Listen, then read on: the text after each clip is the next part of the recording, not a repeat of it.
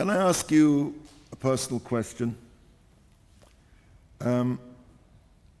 Please put up your hand if you've been through this entire Sukkot without any feeling of sadness or maybe even depression or gloom, bout of the blues, that you've gone through this entire Sukkot b'simcha.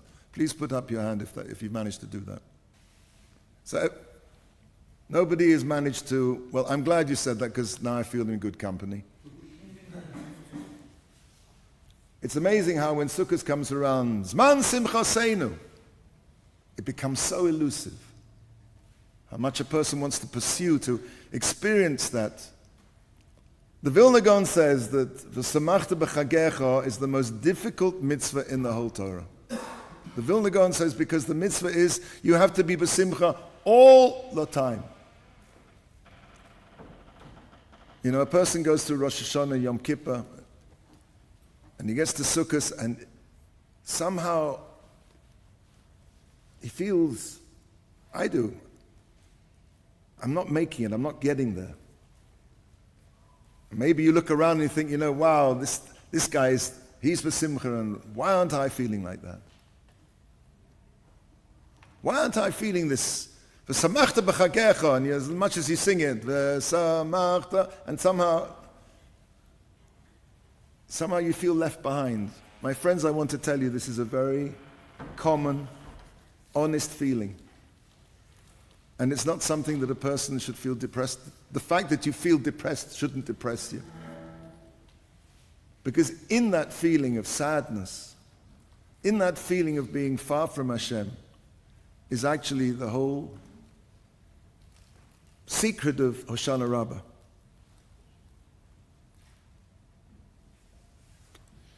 Hosana Rabba is a very strange day. In the time of the Mikdash, there was a minhag from the Nevi'im to take these large Aravos and to circle the Mizbeach 7 times.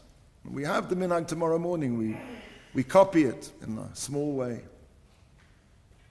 None of the other 4 species, the Arba Minim, has its own day. Why, of all of them, the Arava?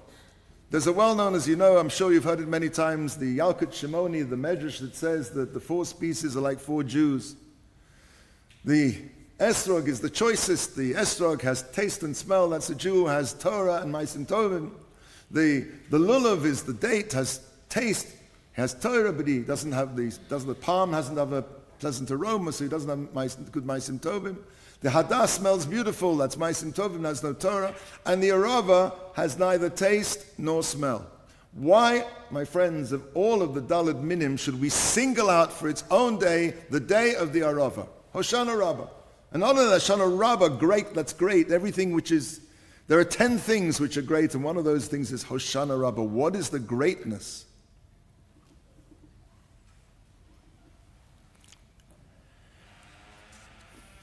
We go through a Rosh Hashanah, we go through a Yom Kippur. Sukkot. And somehow we feel stuck on the ground. There's a Medrash said that a Kodesh Baruch Hu showed Moshe all the storehouses for those who had learned Torah and had Maisim Tovim. When Moshe, it goes like this: when Moshe Rabbeinu ascended on high, HaKadosh Baruch Hu showed him all the storehouses of reward that are prepared for the tzaddikim. Moshe said before him, Rabbanu Shalom, for whom is this great storehouse? Hashem replied, for those who were Omal in Torah.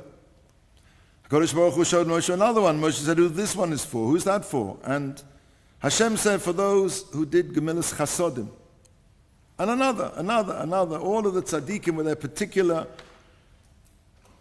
tzidkus. And finally, HaKadosh Baruch Hu showed Moshe Rabbeinu an enormous storehouse beyond measure or end. Beyond measure or end. And he said, Rabbeinu Shalom, for whom is this storehouse? And Hashem said to him, for those who have no merits. For those who have nothing. And Moshe said, then how do they merit such a huge oitza, such a huge storehouse? And Hashem replied, V'chanoisi es asher achoin, v'richamti es asher arachein. I granted to them out of my grace. I will be gracious to those who I choose, who I will be gracious to, and I will be merciful to those that I will be merciful to.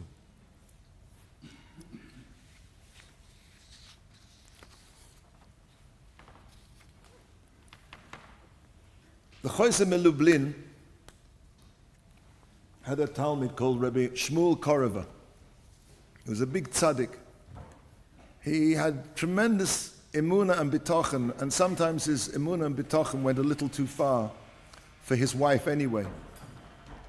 4 days before Pesach, there was nothing in their home, absolutely nothing. There were no matzahs, there was no wine, there was nothing, no meat for the Suda, nothing.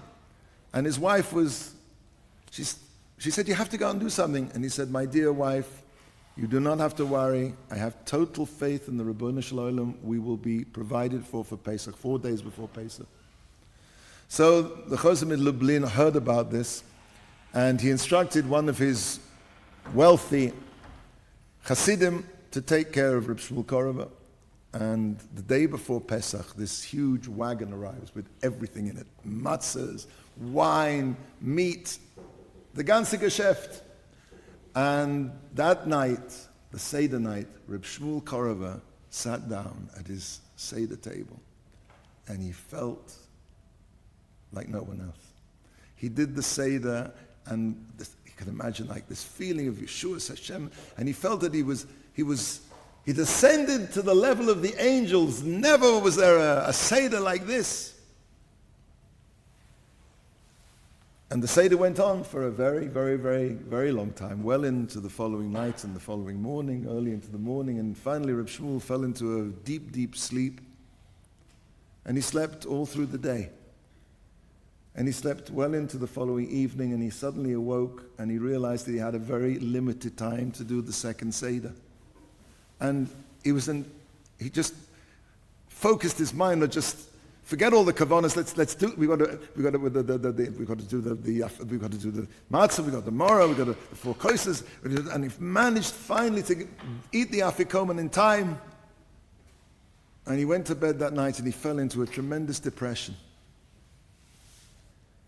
And Hosana Lublin heard that he was in a state of depression, and he called him in.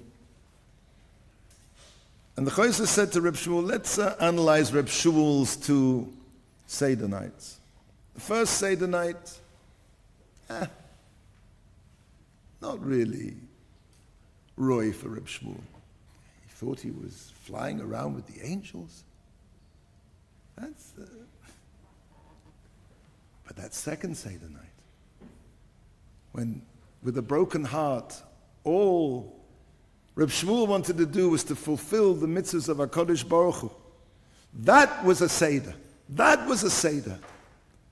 Leiv nishpa v'nidche, Elokim lo sivzeh. A broken and humble heart, Hashem never rejects. That oitzer without end is for those of us who feel we have nothing. Those of us who look into ourselves and said, who am I? What have I got? I have Torah, I have Ma'asim Tovim. I know myself. I know myself. We all know ourselves. And the strength we take, and that's what we're supposed to take out of Hoshana Rabbah, is if I am prepared to shout, Hoshana Hashem, I have nothing. I don't come to you with my Torah, with my mitzvahs, my Ma'asim Tovim. Please, Hoshana, help me, Hashem. I just want to do what you want me to do. And I find it very difficult. But I want to do that. I want to do that. Tonight is the Ishpizin of David HaMelech. David said, Va'ani sefilah. Everything depends on the tefillahs of Hoshana Rabbah. That is the great tefillah from which all other tefillahs come. The Daled Minas, we said, represent 4 organs of the body as well. The Luv is the spine, the Shedra, the Esrog is the heart, the Hadassah, the eyes, And the willow, the Arava is the lips. The lips of prayer. The lips which beseech HaKadosh Baruch Hu. The mouth is placed between the heart which reaches up and the eyes which turn down in humility. Prayer comes from that place, tefillah comes from that place, between the humility of the eyes cast downward and the heart that seeks to rise up. Ani tefillah. That's David HaMelech. David HaMelech was born without any rights to life. David HaMelech, the 70 years David HaMelech were a matnas chinam from Adam HaRishon. Adam HaRishon was supposed to live 1,000 years. He only lived 930 because he gave 70 of his years to David HaMelech. Va'ani sefilah. David was born without any feeling that he has any rights to life. Adam brought death to the world, and David brought life to the world. David lived a life of olam haba, a life of tchiyas hamesim, a gift of extra life.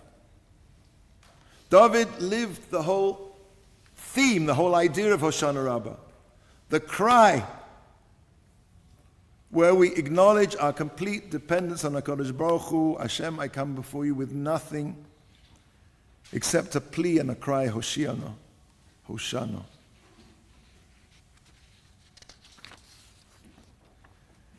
The Arava grows by water. The Arava thirsts for water. The Arava is defined by its chukah, by its desire. We are the Arava, and to the extent we have that chukah, that desire to be sho'ev, to draw up the water from HaKadosh Baruch Hu, from that, the life.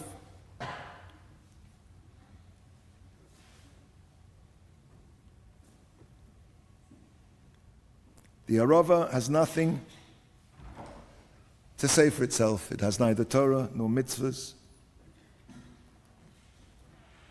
The Arava is the min that screams, that shouts, that cries, Hoshana, save me.